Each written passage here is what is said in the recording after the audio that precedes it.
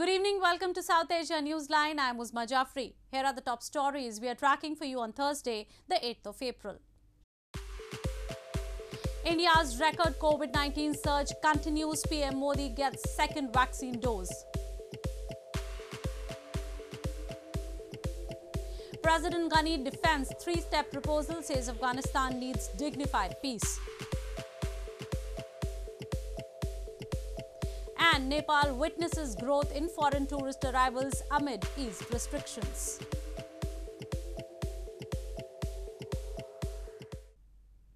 And now for all the details. India reported a record 126,789 COVID-19 cases on Thursday as several states struggled to contain a second surge in infections. Meanwhile, Prime Minister Narendra Modi took the second dose of the COVID-19 vaccine on Thursday and called for eligible Indians to get vaccinated as soon as possible. India reported a record 126,789 infections on Thursday, taking the COVID-19 cases tally to nearly 12.9 million, with 166,862 deaths so far, as several states struggle to contain a second surge in infections. The spike, much faster than last year's first wave, has caught the authorities by surprise. The government blames the resurgence mainly on crowding and a reluctance to wear masks as shops and offices have reopened. Meanwhile, vaccination centers in several states, including hardest-hit Maharashtra, have been struggling as supplies run out. A high-level central team on Thursday arrived at the BKC COVID-19 vaccination center in Maharashtra's Mumbai to assess the current situation in the city.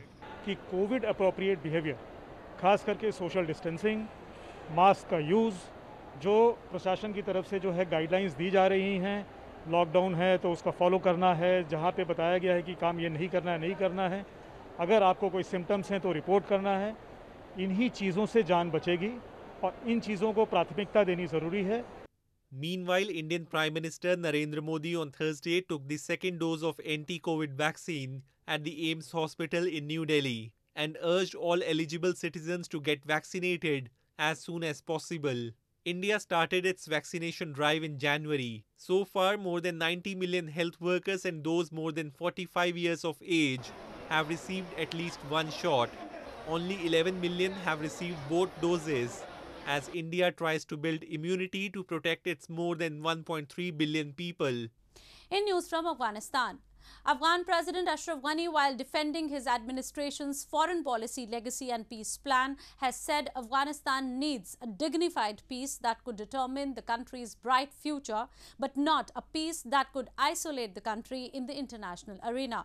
The statement comes as efforts are underway in Doha to set a date for the UN-led Turkey conference, which is aimed at discussing Afghan peace.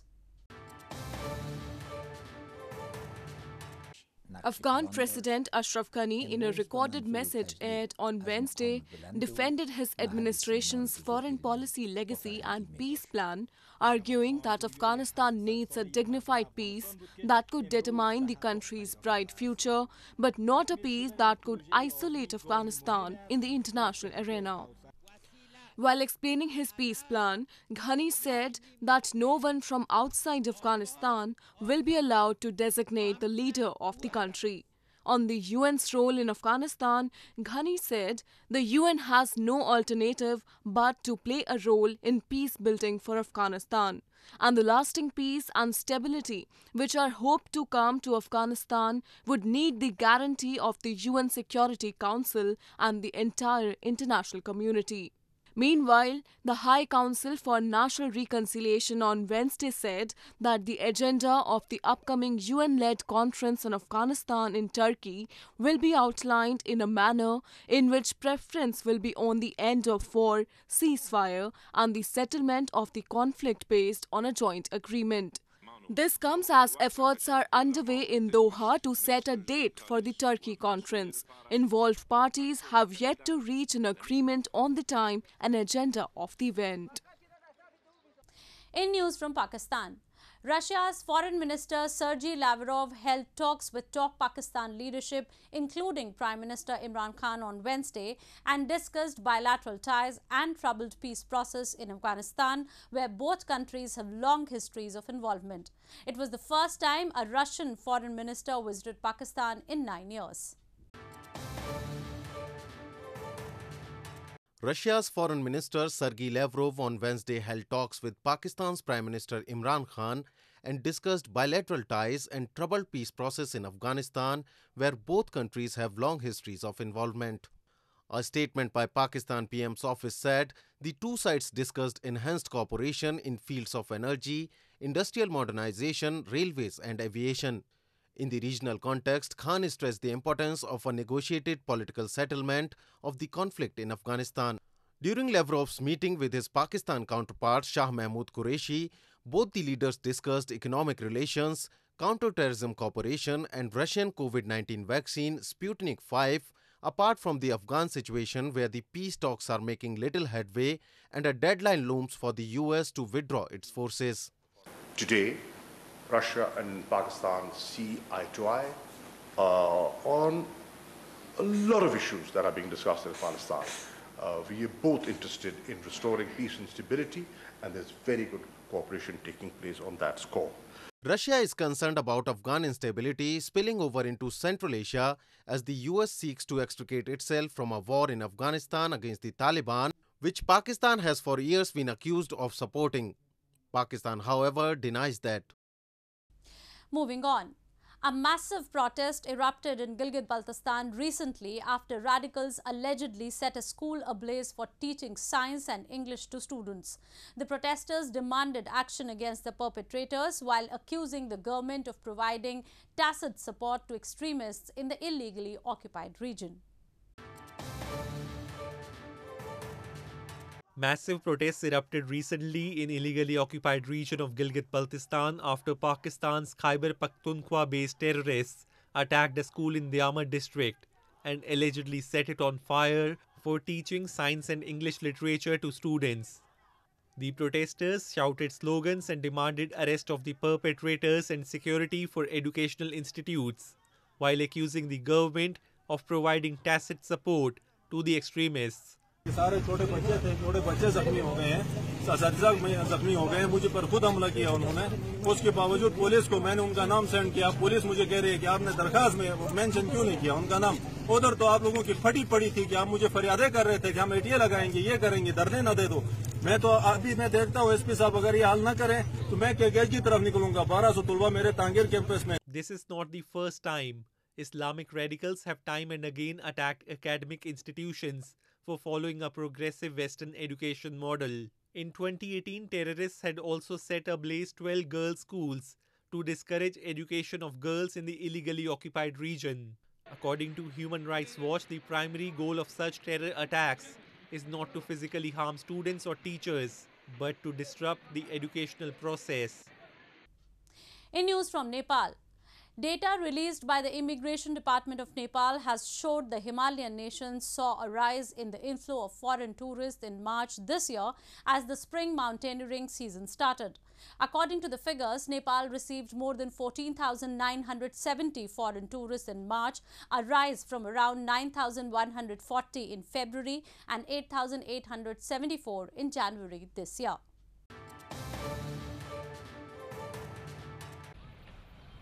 Nepal saw a rise in the inflow of foreign tourists in March this year as the spring mountaineer season started, showed the data released by Nepal's Department of Immigration. According to the figures, Nepal received a total of 14,977 foreign tourists in March, a rise from 9,146 in February and 8,874 in January this year. In order to prevent the spread of COVID-19, the Nepali government had imposed a nationwide lockdown since March 24 last year, suspending almost all economic activities, including domestic and international travels, which affected the tourism industry badly. We have just released the data of March, and compared to February, there has been almost 50% surge in the arrival of tourists. Especially the spring season, there are a lot of trekkers, the mountaineers. Inquiry is many. When there was a lockdown, the business was zero. At the moment, I can say around 10% of business in the tourism sector is there. So we have to increase this number gradually. Otherwise, 10% is not much, but this is some kind of respite. So we can do more on that basis. Since the beginning of 2021, the number of foreigners visiting Nepal has been growing amid reduced cases of COVID-19. Nepal has so far confirmed 278,768 cases of the coronavirus and at least 3,038 associated deaths. The Himalayan nation, like many other South Asian neighbors, has also started its inoculation drive against COVID-19 with 2 different vaccines from India and China. The conclusion of Mrs. Sri Lanka 2021 beauty pageant held over the past weekend took a shocking turn after the winner, Pushpika de Silva, who won the coveted title, left the stage in tears as the crown was seized from her over doubts on her marital status. However, organizers recrowned her after she was found legally married and eligible to compete. The controversy surrounding Mrs. Sri Lanka 2021 came to a dramatic end earlier this week after the winner of the country's top beauty pageant was recrowned as the champion. A video of the April 4 event that went viral opened with the 2019 winner of the competition and running Mrs. World, Carolyn Jury, speaking to the audience shortly after the winner and runner-ups were announced in Colombo. Jury declared that Pushpika de Silva was ineligible as the winner because she was divorced and forcibly removed her crown. අපි ඔක්කොම හොයලා බලලා අපි ලෝ agreement එකකට තමයි මේ තරඟකාරයන් 20 දෙනාම මේ ඇග්‍රීමන්ට් එකට සයින් කරලා තියෙන්නේ ඒ සියලුම සුදුසුකම් සපුරලා. මේක මෙය විසින් පෞද්ගලිකව හිතලා කියපු කාරණයක් මිසක් මේකේ කිසිම නීතිමය ලියවිල්ලක් නැහැ. එය දික්කසාද වෙච්ච කාන්තාවක් කියලා. De Silva in a Facebook post said she was separated from her husband for personal reasons, but they were not divorced. She added that she would have been removed from the competition at the start if she had been ineligible. මගේ ජීවිතේ මට බැරිදිච්ච තැන් ගොඩක් තියෙනවා. මට හිතා ගන්න බැරි විදියටයි මගේ ජීවිතේ මට වැරදුනේ. බලාපොරොත්තු නොවන විදියට. හැබැයි ඒ වැටිච්ච හැම තැනකදීම මට ශක්තියක් උනේ මගේ අම්මා තාත්තා.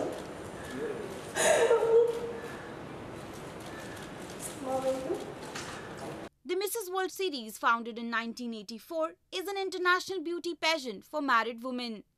Under the rules of the pageant, contestants must be married as of the date of entry. However, organizers declared De Silva the official winner of the pageant after the incident and said contestants who were legally married were allowed to compete. In a kind and noble initiative, an animal protection organization in India's Hyderabad city is tagging stray animals, especially dogs, with reflective fluorescent collars to save them from road accidents during the night time.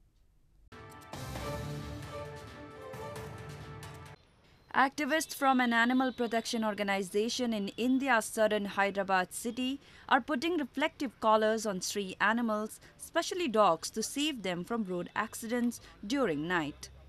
Founder of Collar Up, Chaitanya Gundluri, along with volunteers, puts collar around dogs and feeds them as they aim to create awareness among people. Reportedly, Indian streets are home to around 35 million dogs and several become victims of road accidents at night. The reflective collars will make the driver alert during night and thus prevent accidents. Collar Up is an activity to save stray animals, especially dogs, cattle, oxes and cows from road accidents in the night times. So if you look into the activity, this particular collar is a lightweight material which is a reflective material where we manufacture it on our own and we put this tags on the necks of stray dogs and stray cows. One of the volunteers said they have been able to collar up around 3,900 plus stray dogs and over 250 cows so far in different cities across the country. Well, that's all we have for you from South Asia this evening. Now, our viewers can watch the show on southasianewsline.com. You can also visit us on facebook.com/SAsiaNewsline and follow us on Twitter @SAsiaNewsline. That's all in tonight's edition. We will see you same time tomorrow. Good night.